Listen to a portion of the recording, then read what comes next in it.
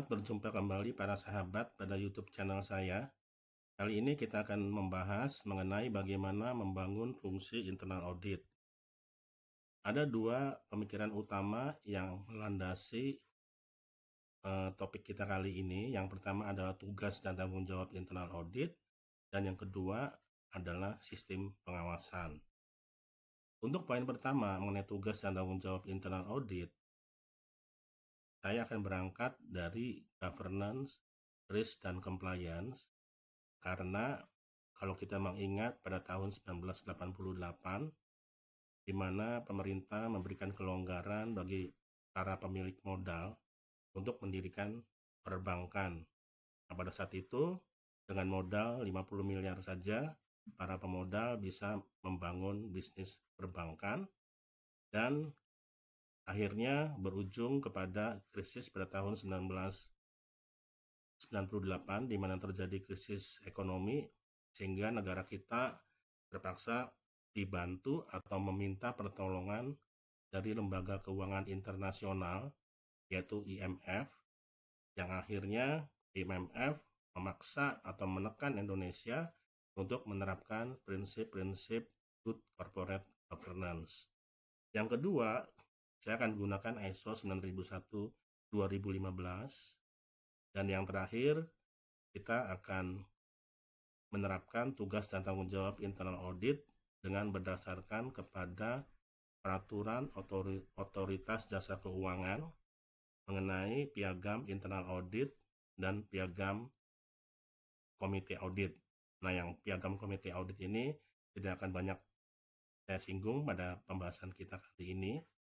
Dan untuk poin yang kedua mengenai sistem pengawasan, karena idealnya sistem pengawasan independen itu dilakukan oleh internal audit.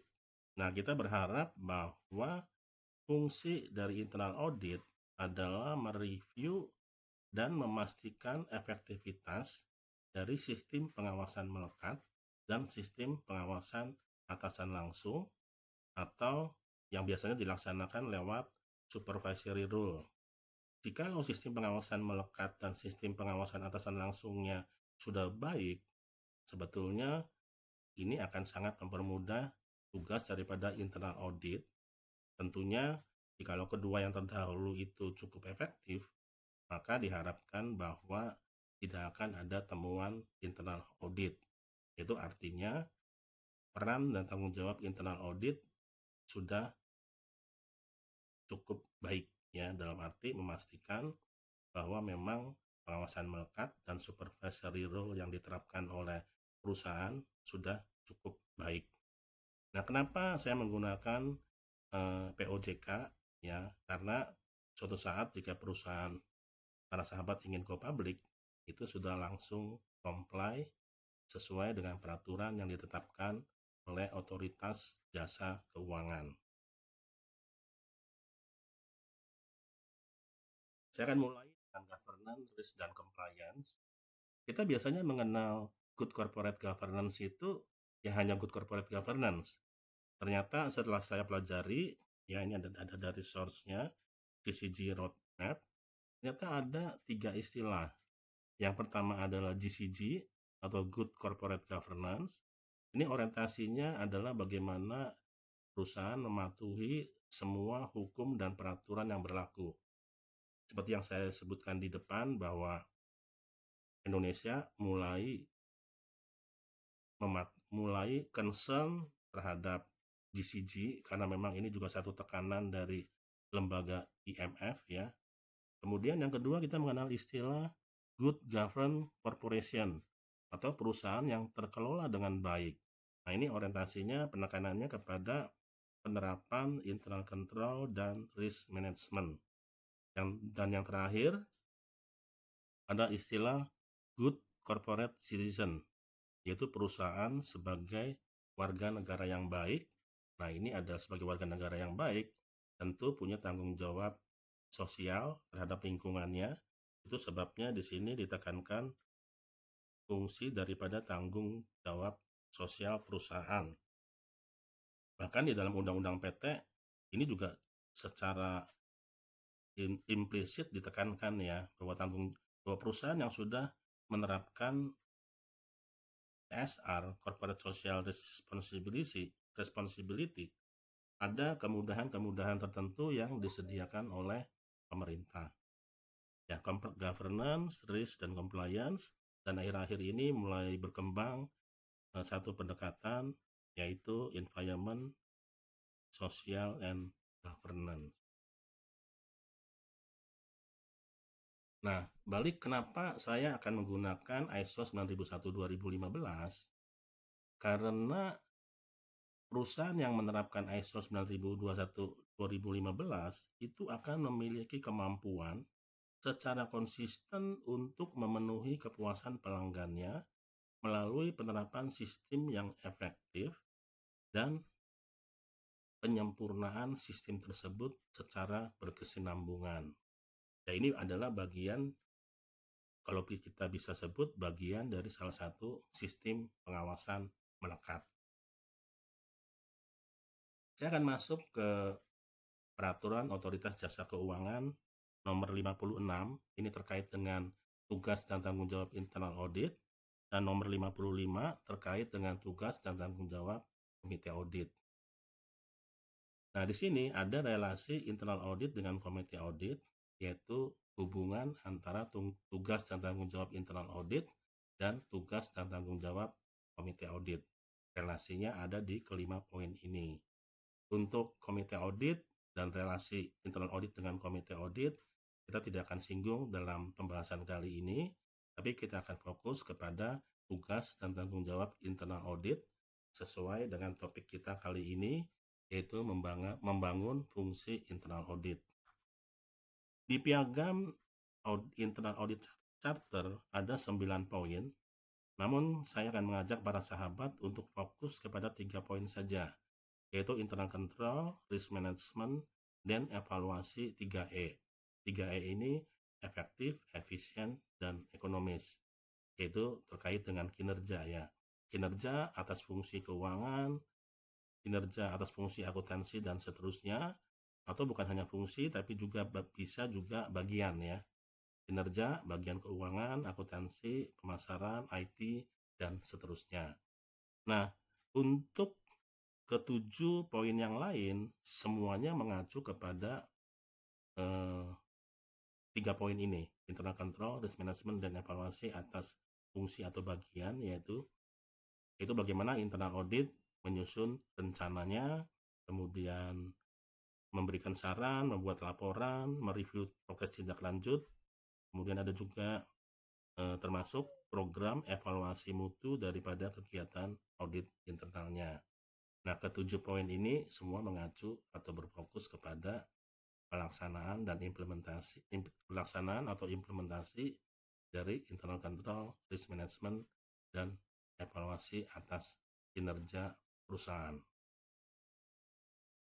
Nah, yang warna biru ini merupakan ringkasan daripada tugas dan tanggung jawab internal audit dan komite audit. Ya, termasuk di sini ada whistleblower system, kemudian juga termasuk evaluasi atas kecukupan dan efektivitas dari bagian internal auditnya itu sendiri.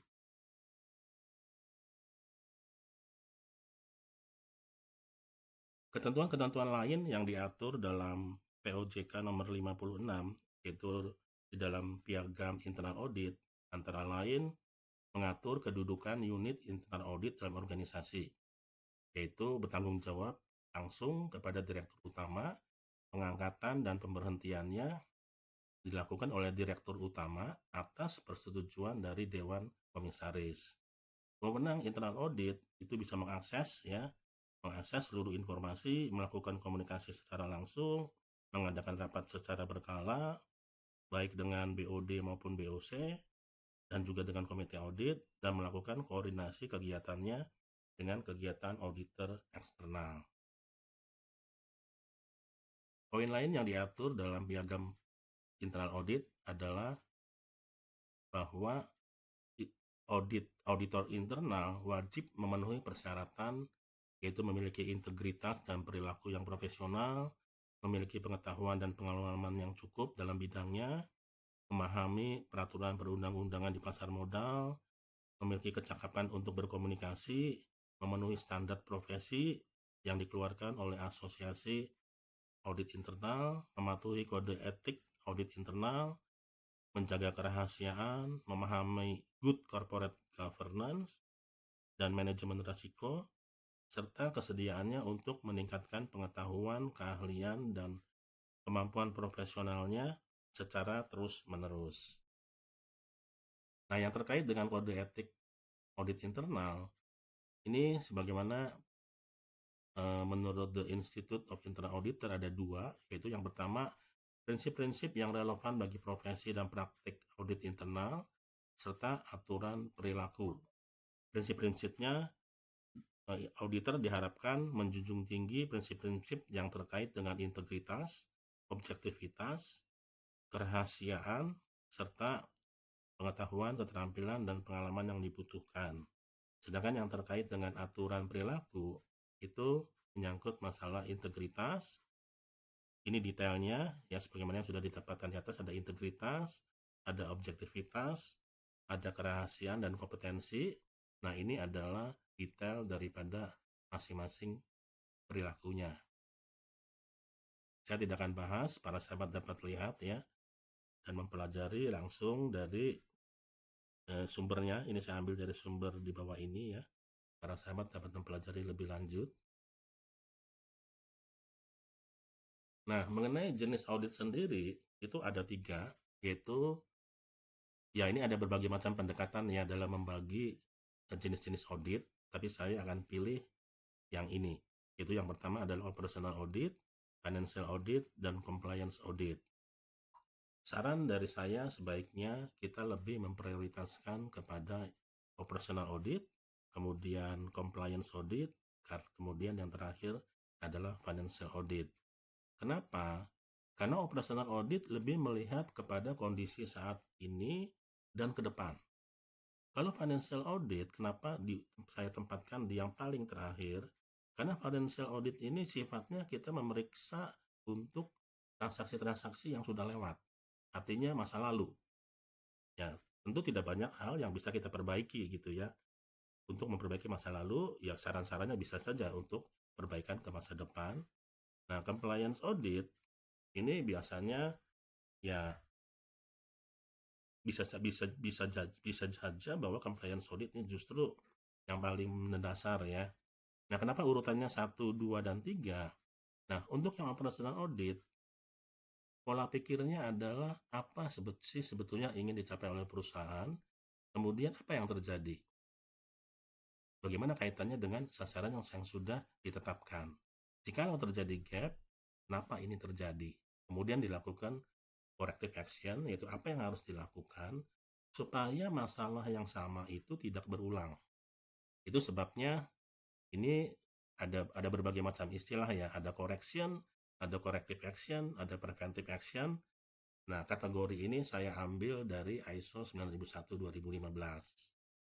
Nah, pada saat kita melakukan performance diagnosis, bisa saja salah satunya karena si auditi tidak melaksanakan aturan yang sudah ditetapkan oleh perusahaan. Kemudian bisa saja bahwa dari hasil analisa diagnosis ini kita kepingin tahu seberapa besar sih impact-nya terhadap keuangan perusahaan. Nah, baru kita masuk kepada aspek financial audit-nya. Jadi financial audit kita tidak singgung terlalu banyak ya karena sudah dilakukan oleh external auditor. Namun financial audit kita lakukan, menurut saya saran ya, itu untuk mengetahui seberapa besar dampak atau impact daripada akar masalah yang terjadi terhadap kondisi keuangan perusahaan.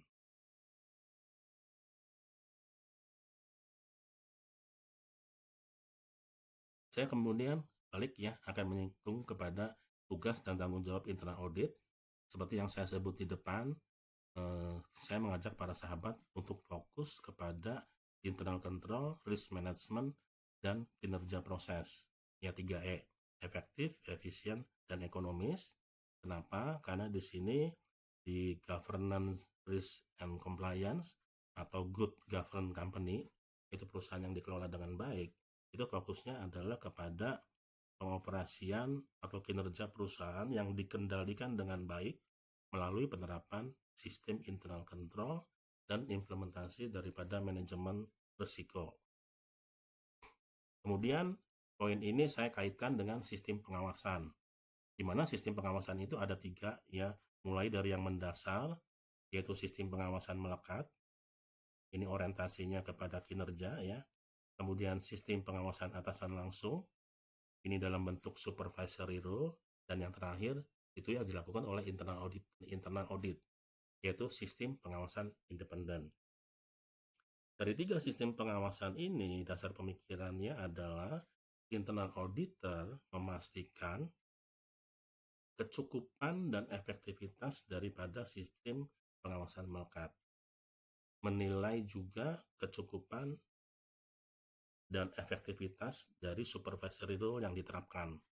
Jikalau kedua sistem pengawasan ini sudah cukup baik dan efektif, ya diharapkan bahwa tidak banyak audit finding yang ditemukan pada saat internal audit melaksanakan tugasnya.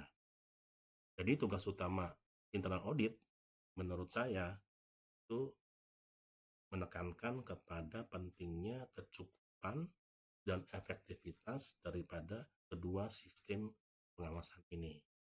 Nah, apakah jikalau internal ketiga sistem pengawasan ini sudah oke, apakah menjamin bahwa perusahaan bebas dari kecurangan atau fraud?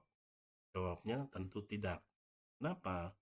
Karena jika kelemahan daripada sistem internal control yang bagus bagaimanapun, itu akan hilang jikalau ada persekongkolan atau kolusi di antara para pemainnya.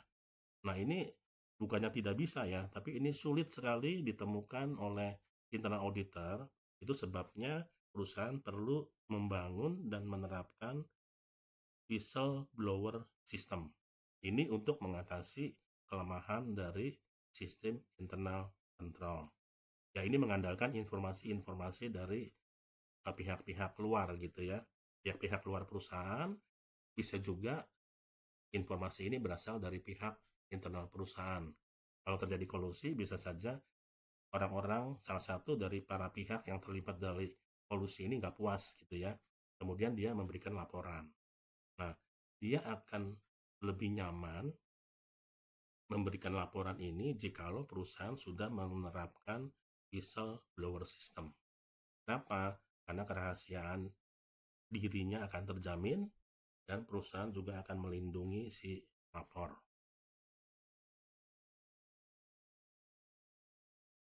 Untuk alur pembahasan berikutnya akan mengikuti urutan yang pertama. Kita akan bahas mengenai kejelasan hasil yang diharapkan, yaitu Key Performance Indicator. Ini biasanya dituangkan dalam Individual Performance Plan atau penilaian karya. Dan yang kedua, kita perlu memastikan apakah hasil yang diharapkan ini harus konsisten, tentu harus disertai dengan SOP yang dapat memberikan jaminan bahwa hasil yang diharapkan akan secara terus-menerus bisa dicapai. Pada saat membahas poin 2 ini, kita tidak akan bisa lepas dari struktur organisasi dan job test-nya serta pemisahan fungsi. Kemudian kita perlu melakukan juga sistem pemantauan ya, agar supaya hasil yang diharapkan pada akhir periode itu bisa kita pastikan tercapai. Kemudian yang keempat, kita perlu juga melakukan risk process assessment untuk memastikan apakah ada kendala-kendala yang perlu diperhatikan yang dapat menghambat pencapaian KPI. Selain hambatan juga kita bisa juga menganalisa opportunity apa saja yang dapat memaksimalkan hasil yang kita harapkan. Kemudian yang kelima tentu harus disertai dengan orang-orang yang mampu menjalankan prosedur yang sudah ditetapkan oleh perusahaan. Kemudian jika sistem pengawasan melekat ini sudah kita evaluasi dan kita rasa cukup, pelaksanaannya tentu harus dipantau oleh atasan langsungnya. Nah, bagaimana sistem pengawasan atasan langsung ini dilaksanakan melalui bagaimana atasan memastikan bahwa subordinatnya sudah disiplin terhadap SOP yang sudah ditetapkan oleh perusahaan. Kemudian melalui sistem pemantauan, kita lihat apakah ada problem-problem selama periode berjalan yang atasan langsung perlu support bahwa subordinatnya untuk problem solving ya, melalui kemudian bisa saja dilanjutkan dengan coaching and counseling. Saya mulai dengan kejelasan hasil yang diharapkan, yaitu KPI. Kenapa KPI penting? Karena jikalau kita menerapkan Key Performance Indicator, setiap orang, individu, atau bagian mengetahui secara jelas mengenai hasil apa yang diharapkan, maka mereka akan dipermudah pada saat melakukan pemantauan atau menilai progres terhadap kinerja diri sendiri ya, memonitor satu proses, kemudian dengan cara itu juga dia dapat mengukur bagaimana kepuasan pelanggan itu sebagai feedback ya, apakah hasil yang diharapkan sudah sesuai dengan kepuasan pelanggannya. Kemudian untuk proses improvement, dia juga bisa membandingkan atau melakukan benchmark terhadap perusahaan yang lain. Nah, untuk KPI sendiri ada beberapa ketentuan, yaitu harus SMART ya, specific, measurable, attainable, realistic, dan time bounded. Nah, yang dua hal yang penting ini, spesifik artinya jangan sampai menimbulkan dualisme penafsiran ya. Jadi kalau kita ingin beli handphone misalnya, sebutkan mereknya, handphone Samsung. Kemudian jelaskan tipenya, misalnya Galaxy Note 10 Plus. Kalau perlu jelaskan juga berapa memori yang dibutuhkan, 128 GB atau 256 GB. Sebutkan juga warnanya. Jadi kalau ini semua sudah disebutkan, sangat tipis kemungkinannya orang akan salah beli gitu ya. Dan yang kedua, terukur, harus secara kuantitatif mudah dievaluasi keberhasilannya, dapat bisa dicapai ya, realistis, dan tentukan batas waktunya. Nah, ada 3 kategori yang nanti saya akan gunakan untuk menentukan ukuran keberhasilan ya, yaitu yang terkait dengan quantity dan quality, kemudian dengan cost, dan kemudian dengan time. 3 dasar inilah yang akan digunakan sebagai dasar pada saat kita menentukan Key Performance Indicator. Saya ambil contoh, untuk perencanaan produksi dikatakan bagus jikalau KPI-nya, jikalau perencanaan produksi ini on time dan master production schedule-nya akurat ya. Kemudian productivity-nya bagaimana, kemudian stock level finished good-nya termasuk di dalamnya juga, dan dowry time ya, waktu yang digunakan untuk menyetel peralatan mesin jikalau terjadi perubahan tipe produksi yang diproduksi. Semakin banyak tipe produksi yang dibikin, akan semakin banyak dan dowry time yang dibutuhkan. Kemudian untuk warehouse juga bagaimana 5R-nya ya. Kemudian diharapkan juga catatan sampai dengan fisik. Kemudian bagaimana seberapa banyak kerusakan karena faktor handling dan cara simpan. Kemudian untuk menjamin akurasi, itu catatan sampai dengan fisik. Nah, perlu juga adanya on time record ya, baik untuk good receiving maupun good issue. Penjelasan lebih lanjut para sahabat dapat lihat ya dalam YouTube saya terkait dengan pengukuran kinerja proses bisnis. Kemudian kita akan bahas yang selanjutnya, yaitu yang terkait dengan SOP proses. Ya, jika KPI sudah dihasilkan, bagaimana KPI ini bisa kita hasilkan secara konsisten, kita perlu proses standar untuk menjamin predictability ya, dan konsistensi daripada hasil yang diharapkan. Nah, pada proses ini tentu kita perlu punya scope-nya. Itu sebabnya saya mengambil scope yang diacu atau ruang lingkup yang disarankan oleh ISO 9001-2015. Saya sebutnya sebagai Business Process Interaction Map, yaitu BPIM. Nah, ini adalah salah satu contoh model ya. Nah, Yang di atas ini adalah ruang lingkup terkait dengan tugas dan tanggung jawab manajemen ya. Itu mulai dari kepemimpinan, menyediakan sumber-sumber yang dibutuhkan, dan melakukan monitoring, pengukuran, dan evaluasi. Yang di tengah ini adalah proses yang terkait dengan realisasi produk. Biasa saya sebut sebagai core proses, yaitu proses-proses yang berhubungan langsung dengan pemenuhan kebutuhan customer. Sedangkan yang ketiga, ini adalah supporting proses atau infrastructure proses. Dia tugasnya adalah mendukung kinerja daripada core proses.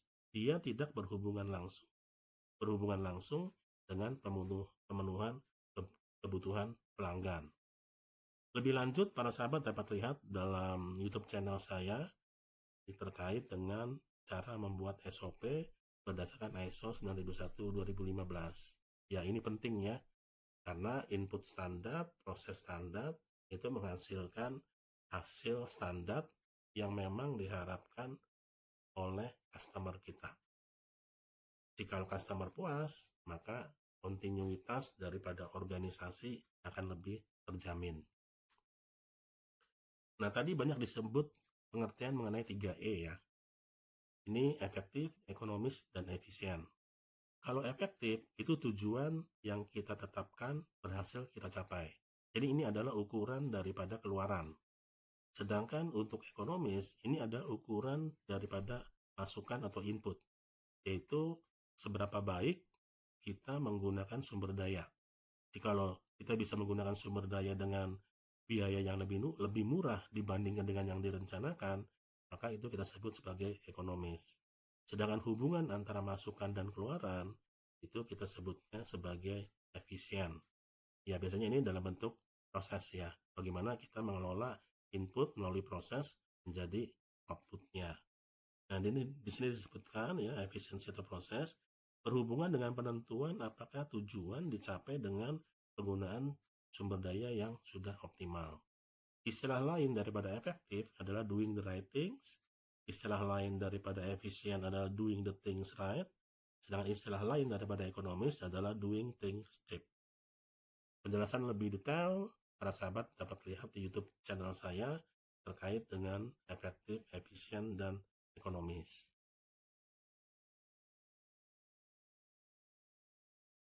Kita sudah bahas ya mengenai kejelasan hasil yang diinginkan. Kita sudah bahas juga mengenai SOP dan nanti turunannya adalah dalam bentuk work instruction yang berisi penjelasan lebih detail daripada setiap prosesnya. Sekarang kita masuk ke pemantauan. Ini sangat penting ya, karena setelah ada proses, sudah ada hasil yang diharapkan, kita perlu pantau apakah kinerja yang sudah ditetapkan itu akan tercapai atau tidak. Tidak mungkin kita melakukan pemantauan di akhir periode gitu ya. Itu kita sebutnya sebagai evaluasi. Pemantauan dilakukan selama proses itu berjalan, sehingga pada saat evaluasi nanti hasil yang diharapkan dijamin bisa tercapai. Nah, ini pada sistem pemantauan itu sangat terkait erat dengan klausul 9.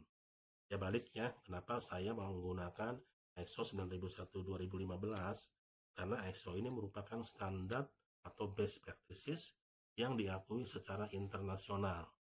Jika para sahabat sudah menerapkan prinsip-prinsip ISO 9001-2015, artinya kita sudah menerapkan best practices yang dilakukan oleh dan diakui sebagai standar internasional. Ya, klausul 9 terkait dengan peran daripada manajemen ya, yaitu monitoring, evaluasi, dan melakukan improvement. Ada di poin ini. Nah, kemudian yang terkait dengan pengawasan atasan langsung, itu sebetulnya fungsi utama daripada supervisory role itu ada 4, yaitu mengawasi bagaimana subordinate bekerja sesuai perintah kerja, instruksi kerja, atau sesuai prosedur. Mengarahkan jika subordinate belum bekerja sesuai aturan. Memastikan, yaitu bagaimana hasil kerja nanti bisa sesuai dengan target yang ditetapkan. Kemudian, coaching and counseling ya, mendukung support subordinate agar supaya dapat bekerja tuntas. Nah, ini akan efektif jika dilakukan pada saat atau sistem Genba itu dijalankan. Nah, kembali kepada sistem pemantauan ya, di klausul 9, di sini dikatakan yang pertama tentu kita harus bisa melakukan pengukuran. Ya, istilahnya kalau kita tidak bisa mengukur, kita tidak bisa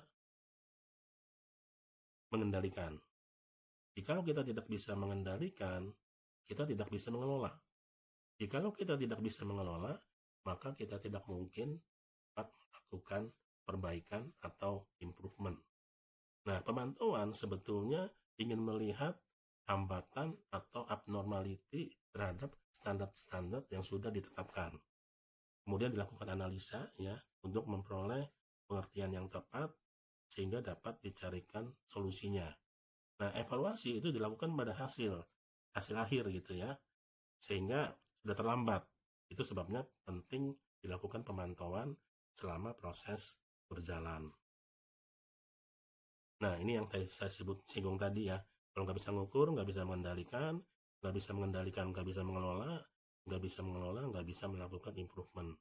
Nah, sistem pemantauan ini dilakukan dengan melihat abnormality terhadap standar yang sudah ditentukan dan dituangkan dalam dashboard monitoring. Nah, ada salah satu penulis yang mengatakan begini, jikalau dalam waktu 3 detik kita tidak dapat langsung membaca dashboard itu sebetulnya mana yang baik dan mana yang jelek, itu berartinya dashboard itu harus dirubah. Ya, 3 detik kita lihat, pada saat 3 detik itu kita sudah tahu di mana terjadinya abnormality untuk dilakukan problem solving. Saya ambil contoh ya mengenai pengertian abnormality. Misalnya purchase requisition itu ditentukan standarnya menjadi PO maksimal 2 hari. Nah, abnormality dilakukan oleh supervisory role, atasan langsungnya. Jadi atasan langsung akan meminta outstanding purchase requisition yang sudah lewat dari 2 hari. Sehingga atasan langsung dengan cepat dan mudah mengidentifikasi di mana berapa banyak terjadinya abnormality, yaitu purchase requisition yang sudah overdue dari 2 hari. Bagi si pelaksana, dia juga akan dipermudah. Dia akan minta purchase requisition yang belum jatuh tempo. Ya, nah dia akan fokus ke sini. Nah, pada saat kita melakukan analisa, pengalaman saya dengan YW analisis ini sudah cukup gitu ya untuk kita dapat menganalisa penyebab atau root cause terjadinya abnormality. Tentu masih banyak tools-tools yang lain ya, bisa dalam bentuk brainstorming, response diagram, dan banyak lainnya. Ini sudah disebutkan di depan. Nah, kemudian di dalam ISO 9001-2015 itu kita mengenal istilah MR ya, Management Representative.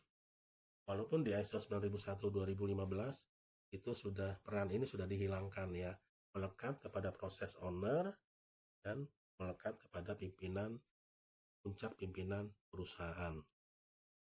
Nah, sebetulnya di klausul 9 dan klausul 10 pada saat ditinjauan manajemen itu poinnya adalah memastikan bagaimana kualitas action itu apakah sudah cukup atau tidak. Jadi apakah masalah yang sama itu masih berulang atau tidak. Karena diharapkan bahwa corrective action itu jikalau efektif, maka masalah-masalah yang sama tidak akan terulang kembali. Ada 3 dasar yang menjadi dasar untuk dilakukan tinjauan manajemen, yaitu kepuasan pelanggan, kemudian fungsi daripada internal audit, dan juga pencapaian performance dari setiap proses ya, termasuk risk manajemennya. Para sahabat dapat mempelajari lebih lanjut ya mengenai contoh-contoh bagaimana pelaksanaan audit itu dilakukan. Di sini di dalam YouTube channel saya ada 2 saya beri contoh, yaitu operational audit yang terkait dengan purchasing maupun yang dengan accounting. Ya, kita sekarang akan masuk ke poin 6, problem solving ya. Ini yang capable people, artinya ini sudah dijelaskan di persyaratan-persyaratan apa yang wajib dimiliki oleh internal auditor ya dalam piagam charter atau di dalam POJK itu sudah disinggung ya. Jadi saya tidak akan singgung, saya akan langsung masuk ke problem solving yaitu klausul 10. Nah, di sini saya akan langsung masuk aja ke contohnya ya agar lebih mudah. Ini beberapa contoh dapat para sahabat pelajari. Saya akan ambil contoh yang di sini ya. Misalnya saya terluka karena sudut meja yang runcing. Saya terluka. Nah, pada saat itu saya ingin memastikan supaya kejadian seseorang terluka ini tidak terjadi lagi, maka diminta bahwa berikutnya semua meja dibuat tidak boleh lagi runcing, tapi harus dalam bentuk bulat. Jadi sudah ada kejadian, kemudian dilakukan corrective action supaya kejadian yang sama tidak terulang. Sebaliknya dengan preventive action, pada saat desain kita sudah melihat nih kemungkinan bahwa sudut yang runcing itu akan dapat melukai seseorang. Jadi oleh sebab itu diambil saat perubahan desain agar desain yang runcing itu menjadi bulat. Nah, kejadiannya sama, contohnya sama, yaitu sudut meja yang runcing dan yang bulat. Kalau corrective action sudah terjadi, ya seseorang terluka, sedangkan preventive action sudah dianalisa kemungkinan terjadinya seseorang terluka karena sudut yang runcing. Sehingga pada saat desain, sudut runcing itu sudah diubah menjadi bulat, sudut yang bulat. Jadi yang di sini corrective action sudah terjadi, dilakukan tindakan tidak supaya tidak terjadi. Kalau preventive action dengan contoh yang sama, bagaimana supaya sampai tidak ada orang yang terluka karena sudut yang runcing sudah diganti dengan sudut yang bulat.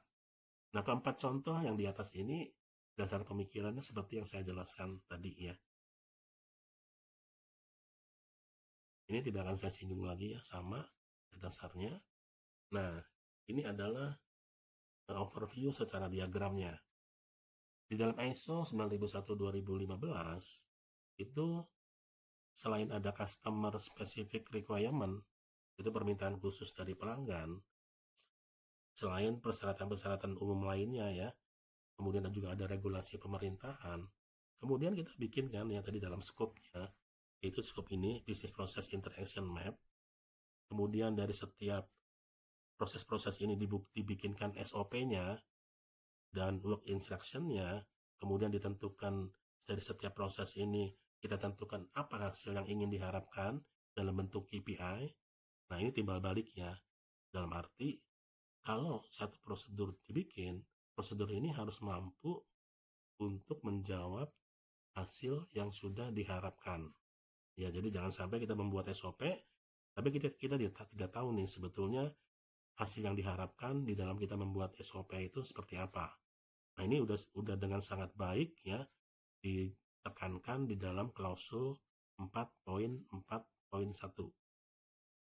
Nah, secara regular periodik kita akan melakukan analisa evaluasi ya, seberapa jauh hasil yang ditentukan itu sudah dicapai. Kemudian bisa saja di situ tercapai adanya gap performance, di mana misalnya achievement rate produksi diharapkan 100%, tapi hanya terjadi 80%. Kenapa sampai terjadi gap performance sebesar 20%? Dilakukan analisa. Ya, yang pertama bisa saja dilakukan langsung correction. Kita nggak usah cari dulu akar masalahnya kenapa gitu ya. Oh, karena ada selama periode berjalan terjadi mesin breakdown. Ya sudah, langsung aja. Misalnya kita sewa mesin produksi dari pihak luar. Tapi kalau corrective action, kita perlu lakukan apa yang menjadi akar masalahnya. Kemudian ditentukan corrective action agar supaya masalah yang sama tidak terulang. Nah, historical atau register PIKA ini problem identification and corrective action. Problemnya apa? Kita identifikasi akar masalahnya, kita lakukan tindakan koreksi supaya masalah yang sama tidak berulang. Kita register. Nah, dengan kita meregister, apalagi perusahaan sudah misalnya 10 tahun berdiri, karena ISO ini kan sebagian besar sebetulnya sifatnya STCA ya. Bagaimana kita menghasilkan output yang konsisten dengan proses standar dan input yang standar. Jadi artinya kalau kita sudah beroperasi cukup lama, tentu masalah-masalah yang selama ini terjadi sudah bisa diidentifikasi dalam historical atau register PIKA. Nah, sebagai atasan langsung, bukan hanya atasan langsung ya, si pelaksana pun sebetulnya sudah bisa menjaga agar supaya masalah-masalah yang pernah terjadi itu tidak terulang lagi. Ya, harapannya supaya gap performance-nya jangan sampai terjadi gap performance yang cukup besar. Itu sebabnya jika kita sudah cukup merasa cukup efektif daripada corrective action yang dilakukan dan hasilnya memang ya performance-nya sudah sangat minimal, corrective action ini dapat kita masukkan menjadi satu kegiatan proses aktivitas standar di dalam standar operating prosedurnya ataupun di dalam work instruction-nya. Ya, sehingga sudah built-in di dalam SOP atau work instruction-nya. Saya ambil contoh dari proses pembelian, di mana KPI daripada proses pembelian adalah order fulfillment, tidak ada purchase return, barang diterima tepat waktu, harga wajar, dan pembayaran ke supplier dilakukan tepat waktu. Contoh terkait dengan preventive action, yaitu kita melihat adanya potential problem terkait dengan kemungkinan supplier tidak dapat memenuhi pesanan jika jumlahnya yang dilakukan oleh perusahaan cukup besar. Potential cost-nya bisa saja disebabkan karena kapasitas terbatas daripada produksi supplier. Oleh sebab itu, pada saat perusahaan menentukan atau melakukan proses seleksi supplier, perusahaan perlu memastikan atau melakukan evaluasi terhadap kapasitas suppliernya. Ini untuk mencegah agar supaya supplier jangan sampai tidak dapat memenuhi permintaan perusahaan jika sifatnya dilakukan secara mendadak atau pesanannya cukup besar. Bagaimana dengan tindakan yang terkait dengan korektif? Nah, di sini ambil contoh bahwa sampai barang atau jasa dikembalikan karena tidak sesuai dengan yang dimaksud oleh pengguna.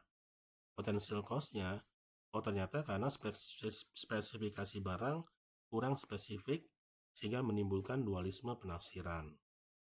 Corrective action-nya, user wajib memberikan spesifikasi yang jelas, khususnya atas order baru ya, jika perlu dengan disertakan sampel daripada produk atau jasa yang diinginkan. Bagaimana dengan tindakan correction? Yaitu misalnya supplier salah kirim barang atau supplier mengirim barang NG. Ini disebabkan karena ketidakakuratan daripada delivery inspection supplier. Correction-nya, ya barang langsung dikembalikan.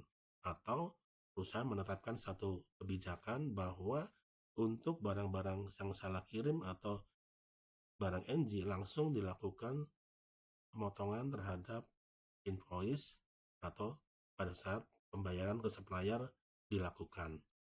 Demikian para sahabat, contoh lain ya daripada preventif, korektif, dan correction.